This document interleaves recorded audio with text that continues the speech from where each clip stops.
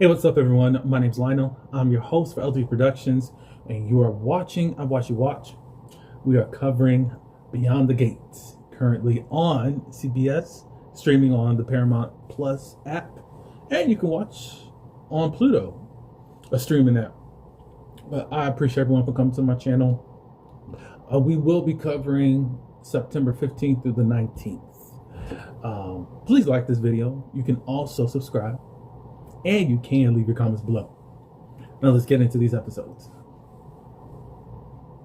Okay, y'all. I apologize. I really should have been here last week. I know that there were some things popping off, but I couldn't. And I'm going to do whatever I can to make sure that I'm a lot more consistent than what I am. Please don't give up on me. Lord, from what I was seeing pop off last week, Lord, Martin and Smitty finally got it on. I mean, they were just giving those gay men a little peck. I said, yes, finally some representation from the gay men and what they needed to do. Then I thought it was funny that Smitty, okay, so after we're done, get back on the couch. Crazy cuckoo Allison and got herself locked up. It was cool. Normally we're used to seeing these type of kidnappings happen at least for a few weeks or so. But Beyond the Gates said, let's wrap this up in a week. Allison went very cuckoo very fast. And it's just so interesting how they actually wrapped that all up. I know that she explained herself as to why she did this and that, a couple weeks ago with Chelsea. She's always been this fan of Chelsea, and it's no coincidence that Chelsea ended up with them. But then she wanted to play hard to get when Chelsea wanted more. And I don't know why she wanted to do that, but whatever. But yeah, there was some stuff that was going on. And then we see what happens this week. And something that popped off with Ashley now proposing to Derek. Okay.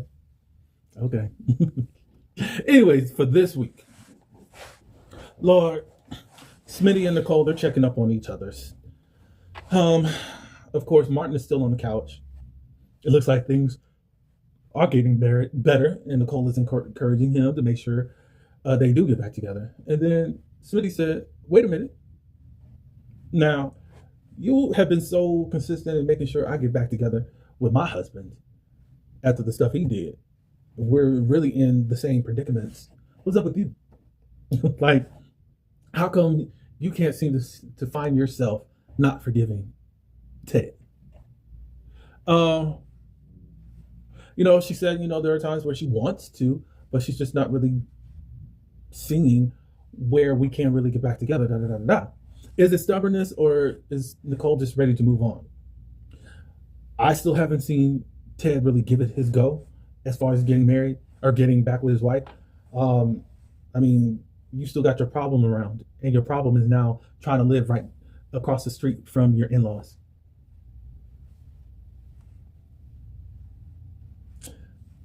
But I have a problem with how they're writing Leslie. Is she a villain or is she not? And I'm going to talk a little bit more about Leslie because you are quite the pick-me. It is crazy. For real. But whatever. Also in the Richardsons' home, Samantha talks with Martin. She gives the rundown on what happened last week. Yeah, I heard Samantha was being fast. So the guy that she was with, I think his name is Nate. Is it Nate? Nathan. He wanted to, I'll use an old term, get busy. However, Sam ended up putting the brakes on it. She wanted to, but she didn't end up going through with it. Martin's trying to sit there and really handle it well as a parent and as a father. And it's a lot for him. And it's very understandable. However, he's trying to be a different person. As far as him, he had been such a helicopter father. And also, Smitty has been to them. However, they have opened up the lines of communication and some independence in allowing them to make their own wise choices in certain instances. But she said that she thinks that she needs more advice when it comes to sex. And she would like a female perspective. And Martin was suggesting, well, you have your grandmother, you have your cousins that you could speak with that are women, Kat and Chelsea, She said, no, she wants to speak with June. I'm really trying my hardest to really grasp all of this, as far as with June being around the way that she is with these children. And it's just like, it's not realistic. And I understand it's so. A closed adoption, and now you have easy access, and then somehow you think that they should still be your children. And it's somehow been written that it's noble because you gave up your children because you knew you couldn't take care of them in the state that you were in. I don't know how I feel about that. On a personal note, to let you know a little bit about me, I am adopted. I was put into the foster care system. And it's due to negligence. And maybe one day I'll say exactly what was the negligent part, but dang, I get that. Tyrell, of course, has come in and gave his 2 cents. And he's really trying to figure out what is it going through your mind that you really want to talk to this woman. And he's just really going down at how just really not smart about Sam doing that. Smitty came down on him and said, we don't talk to each other in this house like that. Tyrell ends up apologizing in regards to that, and he ultimately decides that he's going to support his sister as she sought some motherly advice. You know, I thought Sam was always going to be the more difficult person. She's a lot more vocal. But now just looking at Tyrell from the beginning, he holds a lot in. He is vocal about stuff, and when he says stuff, he kind of just spews it out in a way where there is some anger and aggression behind it. It could be also interpreted as passion too. Tyrell being the oldest, he has probably more knowledge than Sam, and he's holding on to a lot of that. I really don't understand some of the fan base. This 17, 18-year-old child has just come to face with the person that basically dropped him as a child and had to fend for himself, and now he's the biggest grudge holder. No, he feels a certain way, and he has every right to feel it. I don't think that there should be some easy cleanup. And that's why it's kind of weird. Okay, so now this June, she got hired at Orphanages, and of course Naomi and Jacob are there. It's just now she got this so bright and sunny. She got positive things to say. I'm like, what clicked? So it just took you meeting your children, and now, okay, I guess. Okay. It just seems a little bit weird. Like, it doesn't make sense all the way to me. But anyways, as June, the Charlotte waitress, she's about to lose her job. However, one of the patrons there ended up saving her job. And that's that on that. Chelsea meets, and Kat, they meet with Anita. And she just needs some advice. Chelsea does not want to do anything further with Chelsea Kat as far as having any type of press conference or the event that they were going to have or anything. Anita ended up just making a suggestion. Why don't you live stream? And it also could be monitored for potential troublemakers. Basically, they wanted her to believe in herself again in regards to this. You will get past this at some point. We get it, but don't give up on your dream. I'm sure it's going to be a lot, because Chelsea was just worried about even press being there and just asking all those questions, and she doesn't really want to do that. And Graham did say that they would make sure that there is no type of press, and it'll just be totally a reach to the online community. And then they get into Kat. Kat is starting to feel bad because of her last fight with Tomas. And he basically calling her a mean girl because she says certain things consistently about Eva. She doesn't feel that she is. But both of them said, yeah, you're a mean girl, you're a princess, and all that good stuff. It was also brought up that, okay, you guys are together and da-da-da-da-da, and possibly it was the wrong timing for the relationship. And she just tried to really figure out, why is this so hard? I wish it would have been better if I had some type of true love relationship like Chelsea and Madison had right up front. It could, it would be a whole lot better. So, anyways, Kat is going to go apologize to Thomas. They go to Orphagines and she apologizes and all that good stuff. And then Thomas is going to surprise her for a romantic dinner. It's at a hotel room. So they end up having sex again, and it's the same thing. You can already see that Kat was, when she saw the bed, like, I really got to do this with him. So after the sex, Thomas wants to talk, and then Kat gets snippy all over again, and somehow Kat, at least the front, she wasn't really truthful and kind of projecting or trying to be deflective. Instead of saying passive aggressive, you could say that much, and just saying what it is. You cannot have sex good, Thomas. So she ended up doing that. Thomas ends up leaving after they just made up. Oh, let's see. Now, Derek. Of course, he's confused as to why Ashley is proposing to him, and we are too. And he was basically just wanting to know, are you marrying him out of pity because he's a paralyzed man, and wondered if this was just in love or the idea of nursing him. Well, she said, no, I want to be with you, I wasn't for sure when you did it, but now I'm for sure, He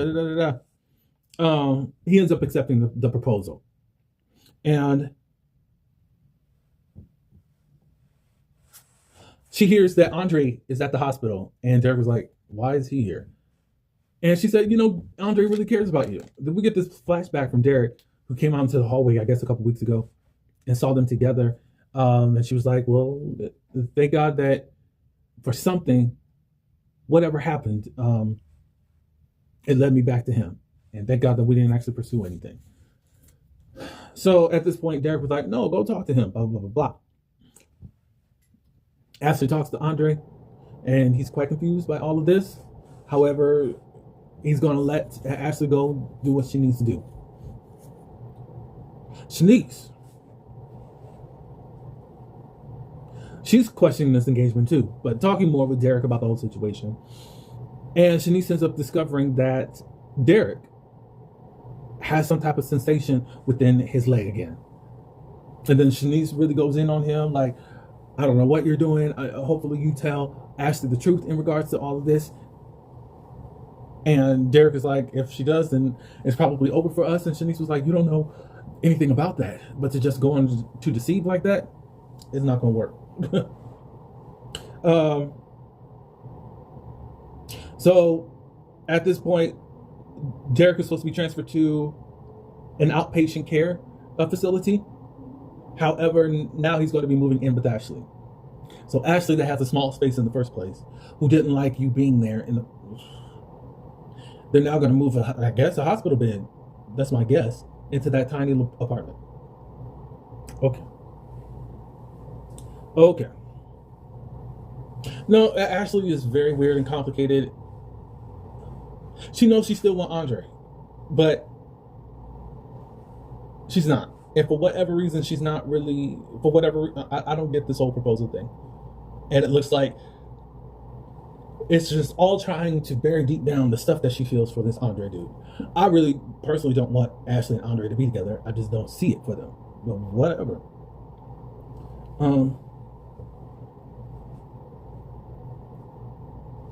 Okay. Miss Haley and Bill and Danny. Bill and Danny look very cozy and remembering the old times and talking about the children. After spying on Danny and Bill, scheduling a celebration for Chelsea, Haley, then after Danny leaves and Tomas comes in, she ends up pretending that Tomas is suing her, or is seducing her, and she makes sure that Bill saw it. Sorry about that. Haley's playing the game that Thomas is wanting her, and he's flirting with her. And she did it so that Bill could catch them. Because obviously she is Jolene. or at least we thought she was doing, how are you as secure as you were as confident to go after another man? That's a little bit weird to me. A little bit weird. Um,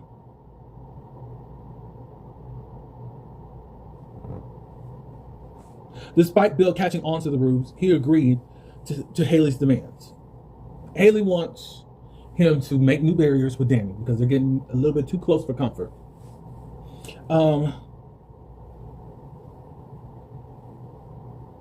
Bill said, I could do it, but just to let you know that you're the only woman in my life. Look, you ought to be looking around each crevice and crack because it's quite interesting. What was I going to say? What did he say? How all of a sudden y'all need all this assurance? Of course, you're going to lose them how you got them. Y'all cheated to get into this relationship. Guess what? There's going to be another cheat. So whatever.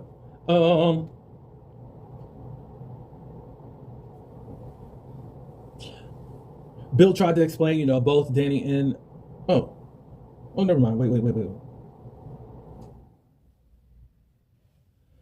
Oh, both Danny and Andre, they were both upset, and they ended up drowning their sorrows together because Bill went to go speak to Danny, and then, of course, after Andre heard about the whole Ashley and Derek situation.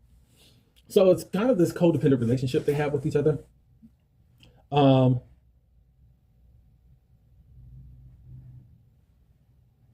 Andre puts together as possibly taking a trip to Vegas, and he's down for it.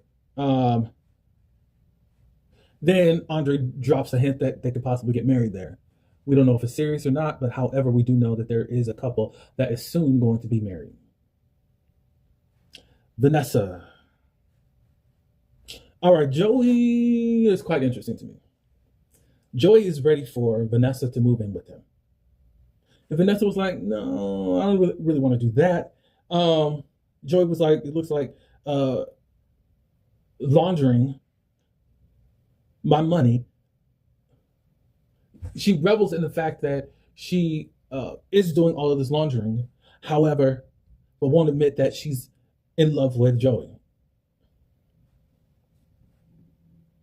Vanessa says, she don't act like I could just turn off my feelings for my high school sweetheart. When Randy heard that Vanessa was still sleeping around with Doug, he felt Doug was being cockholded. Sorry about that. By her, and refused to participate in a new plan to destroy Joey. Doug is under the impression that it's Joey that's doing all this manipulation. Now, in the beginning, he was, but it wasn't hard at all to pull in Vanessa. So blame your wife a lot on this whole situation, sir. Just saying. Doug went to Bill for help, only for Bill to go on and rat out Doug to Joey. Now, I thought in the black community, you don't snitch. Now, Jacob's another one. Now, he's a part of the law, so. But anyways, you don't snitch. Y'all actually hate Meg Thee Stallion because she did let it out and let it be known about Trey Songz. Or not Trey Songz. Tory Lanez. Y'all hate her for telling the truth. After she was trying to hold him down, but then afterwards he just got really reckless. And she had to let the world know what actually transpired, but she gets the hate because she broke black code. Sure.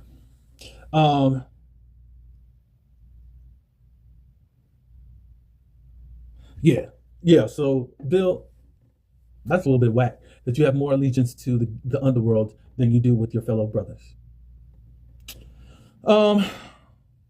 Suspicious of Bill, Randy decided to recruit a confident source to keep tabs on his former employee or employer. Now, it was said that there is going to be a pow-pow happening at some point. And this is for the fall preview, and a lot of people think it's going to be Doug because he's sticking his nose into stuff that he should not be. I wish Doug had a way to actually stand up against, people coming at their marriage and all of that. Of course, they are not innocent. They do their own thing on their own. But it's just like, I think if the cracks that are supposed to be out there, it should be a crack that I made and not you doing all this extra stuff. Joey, you targeted this family and basically has taken over Doug's life outside of actually practicing medicine. Pretty whack to me. It was told that Leslie is now able to move back over by the Duprees. She's going to have a moat, all this stuff, another log cabin to be used as some type of creative vehicle that she has. I don't even know what she does. We know that she watches TV. That's all I know. Venita.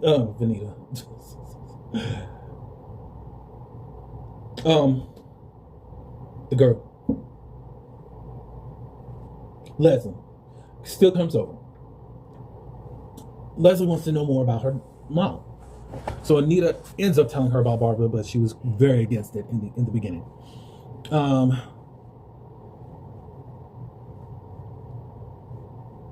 She really doesn't want to do it, but she knows that Leslie was so desperate and vulnerable. And she ended up sharing details about her one-time bandmate, even shocking herself. But it looks like it was enough to get her to get her off of their backs. Hearing from Eva, Leslie goes to Ted, that we now know is drunk. Eva, you know what you did. You know what you did when you did that and allowed your mother the space and opportunity to go visit your dad. And I don't understand. You were a lot more protective when the Articulates came into town and one of your tickets were eventually stolen by Cardi. So whatever. I don't have that much as far as this whole situation with Eva, because it's like, you really showed your hand and now you want to act like Ted's at fault because she's giving Leslie false hope. Leslie didn't have to go over there, but she was so desperately trying to get him back together, to get back together with him, thinking that something is going to pop off between them. He used you for sex, basically, because that's what you wanted and that's what you came over there for, ma'am. Now, here's my thing about you, Leslie. You're quite the pick-me, because I don't understand you at all. You've been upset with Nicole since day one. You have no heat or vitriol for a man. You never do. And I'm trying to figure out what's up with that. You are a pick-me.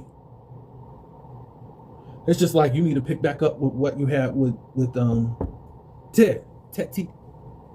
Instead of like really standing on business. You've been pining away for over 20 years. You even got married again. And that Negro was still on your mind. No, I don't think that Nicole deserves all the vitriol that you give her on a daily basis. No. Anyways, y'all.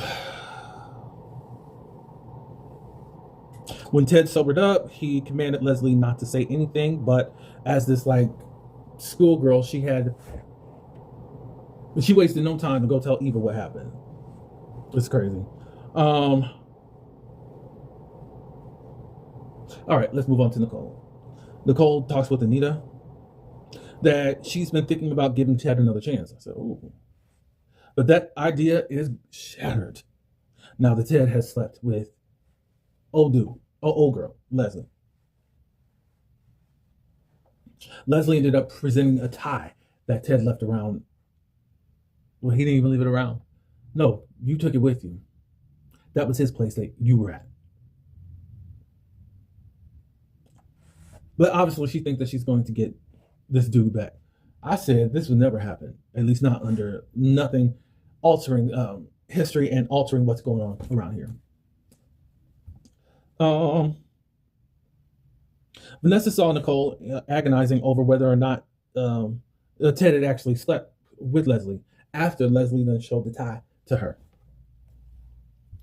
Ted started to lie when Nicole confronted him, but he caught himself and told Nicole the truth.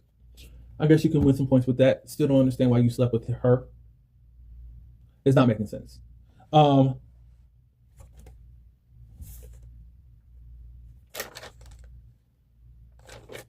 Noticing Nicole be upset, that seemed to make him believe that Nicole still cared. She said, "Yeah, I agree. I care." Because Ted and Leslie's smashing has just given her more ammunition in their divorce. One step forward, two steps back. I didn't see the previews for next week, but this is just crazy. I guess if they continue on with this type of triangle between Nicole and Leslie and Ted, it might get interesting. At least there was something. It's just been too many weeks of Ted not doing nothing. And it's just like, what's happening here? But anyways, that was it. I just really can't really F with Joey like that, because even though it's not your fault, and even though that there were an agreement between Vanessa and Doug, you just came right on in and just really want to take over what they got going on. It's just a little bit foul to me. So y'all think that Danny and Andre are the ones that are getting married? Kind of think that's where it's headed at, but who knows? But I appreciate everyone for coming by. Thank you. Please like this video. You can also subscribe, and you can leave your comments below. And until the next one, peace.